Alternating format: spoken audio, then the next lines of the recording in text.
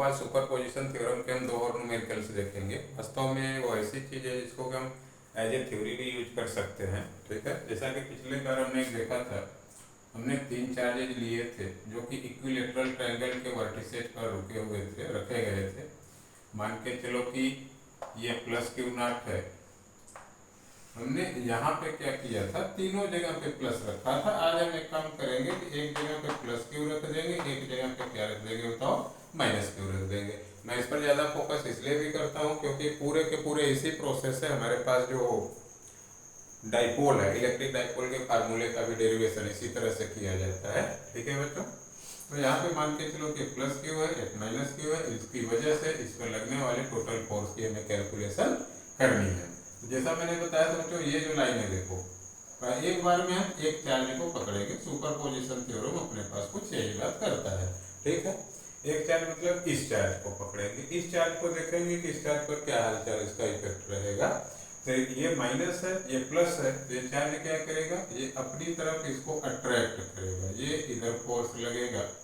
ये मान के चलो कि F1 है। ठीक है बच्चों, बस इतना। अगर F1 का मैग्नीट्यूड लिखना चाहेंगे तो आएगा 1/4 pi epsilon nought q not upon A square. इसमें माइनस साइन नहीं लिखा जाता है, वेक्टर में कभी भी प्लस माइनस का कोई मतलब नहीं होता है। ठीक है बच्चों, वेक्टर में प्लस माइनस का देखो मतलब क्या होता है। अगर हम नॉर्मल बात करें तो एक नंबर +2 ले, एक नंबर -2 ले, तो +2 जो होता है 0 के आगे रहता है, -2 होता है 0 के पीछे होता है।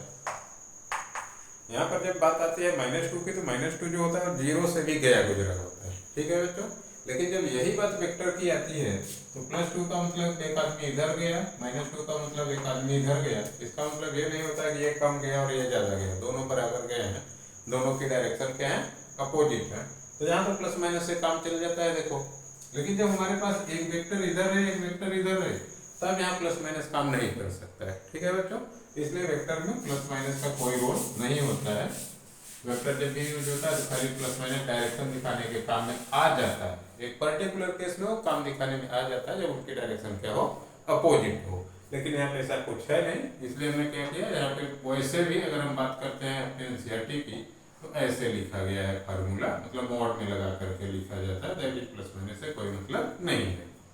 तो इस चार्ज को ये माइनस वाला इधर खींचेगा और इतने फोर्स से खींचेगा। ठीक है बच्चों, अगर इसका काम हो गया। अब इसकी बात करेंगे। ठीक है बच्चों, तो ये भी प्लस है, ये भी प्लस है। ये चार्ज इसी लाइन की डायरेक्शन में इधर इसे रिपेल करेगा।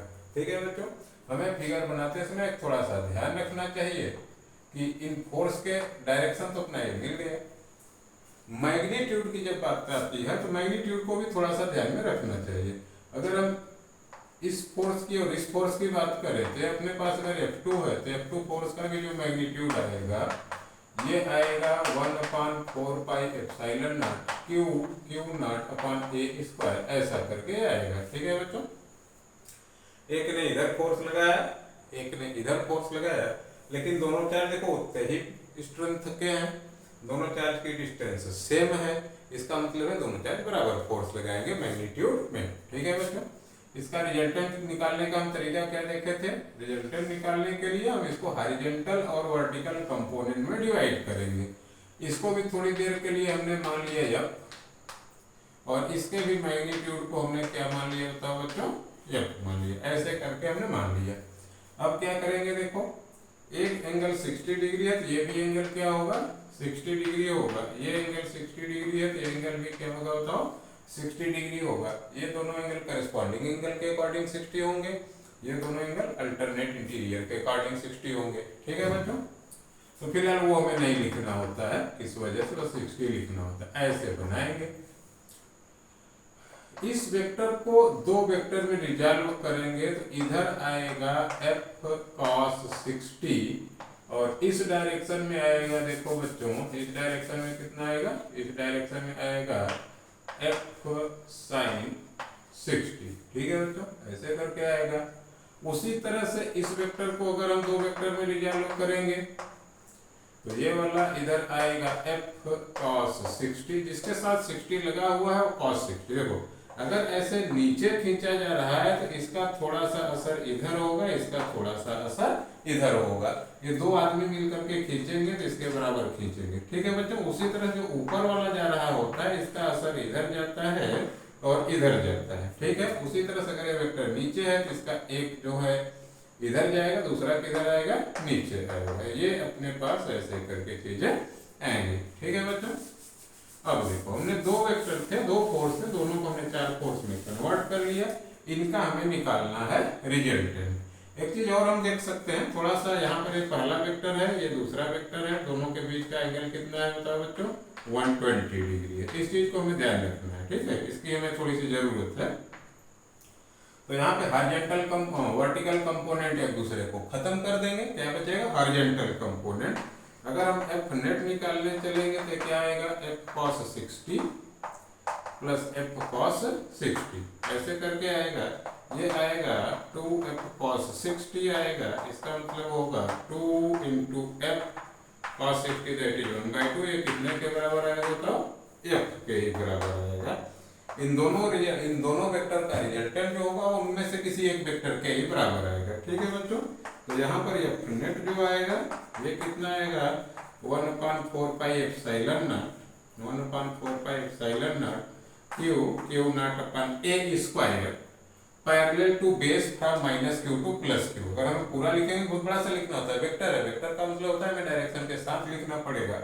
ये जो बेस है इसके पैरेलल में फोर्स लगेगा, वो किधर लगेगा बताओ बच्चों, माइनस क्यू से प्लस क्यू की तरफ लगेगा। अपने पास एफ की डायरेक्शन नेट इधर रहेगी। हमारे पास मेरे बच्चों देखो एक चीज देखा था, तो एक छोटी छोटी चीज हमें याद रखनी है। ठीक है बच्चों, वो मजे काम आएगी।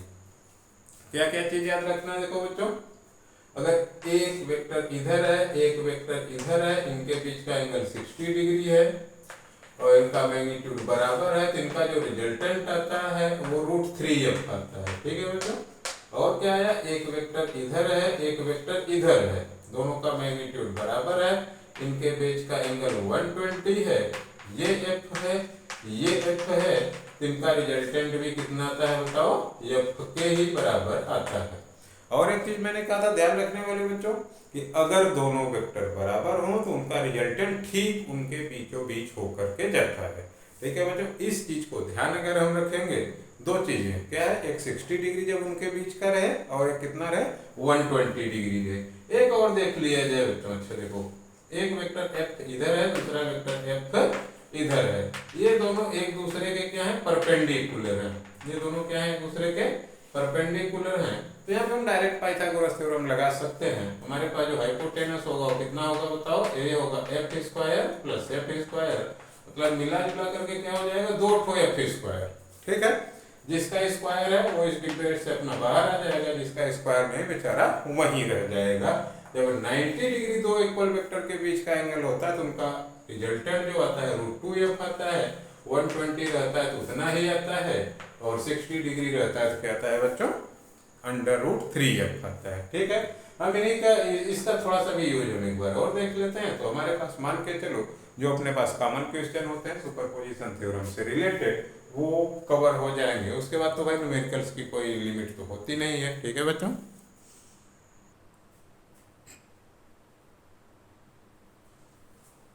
देखो बच्चों अगला चीज हम क्या देखेंगे सुपरपोजिशन थ्योरम में, इस बार हम थोड़ा स्क्वायर लेंगे, 4 चार्जेज लेंगे। ठीक है बच्चों, एक बड़ी छोटी सी चीज होती है, देखो एफ प्रोपोर्शनल टू 1/r² होता है, ये चीज हमें ध्यान में रखनी है। मान के चलो कि यहाँ पर एक चार्ज Q0 है, यहाँ पर Q है, यहाँ पर Q है, यहाँ पर Q है, ये तीन के तीनों के यहाँ तो आपस में प्लस चार्जेज हैं।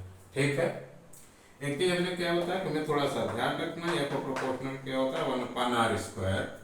अगर r जो है 2 गुना हो गया तो इसका मतलब होता है एफ घटेगा, r के बढ़ने पे एफ घटेगा और उसके स्क्वायर टाइम्स घटेगा। कितने, 2 के स्क्वायर टाइम्स, मतलब जितना था उसके भाई 4 हो जाएगा। अगर r हमारे पास √2 टाइम्स बढ़ गया, r हमारे पास क्या हुआ, √2 टाइम्स बढ़ गया, तो f का क्या हालचाल होगा बताओ बच्चों, √2 का स्क्वायर करेंगे तो 2 आएगा, ये फोर्स हमारे पास f/2 हो जाएगा। ठीक है बच्चों, अच्छा आओ देखते हैं, ये चार्ज जो है इस पर इधर फोर्स लगाएगा, इस पर क्या लगाएगा, इधर फोर्स लगाएगा, ये फोर्स मान के चलो F रहा। ये चार्ज क्या करेगा, ये चार्ज इस पर इधर फोर्स लगाएगा, ये भी फोर्स कितना रहा बताओ, एफ रहा। एफ क्यों रहेगा बच्चों, देखो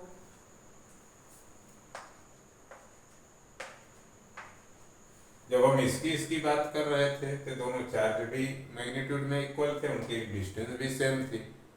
जितना बड़ा ये चार्ज है उतने बड़ा ये चार्ज है, जितनी डिस्टेंस पर ये बैठा है उतनी डिस्टेंस पर ये बैठा है, तो दोनों बराबर बराबर फोर्स लगाएंगे। ठीक है बच्चों, बस उनकी डायरेक्शन क्या रहेगी, डिफरेंट रहेगी। इस वजह से हम दोनों फोर्स को बराबर नहीं कर सकते हैं इस पर, इसलिए हम वेक्टर का साइन नहीं लगाएंगे।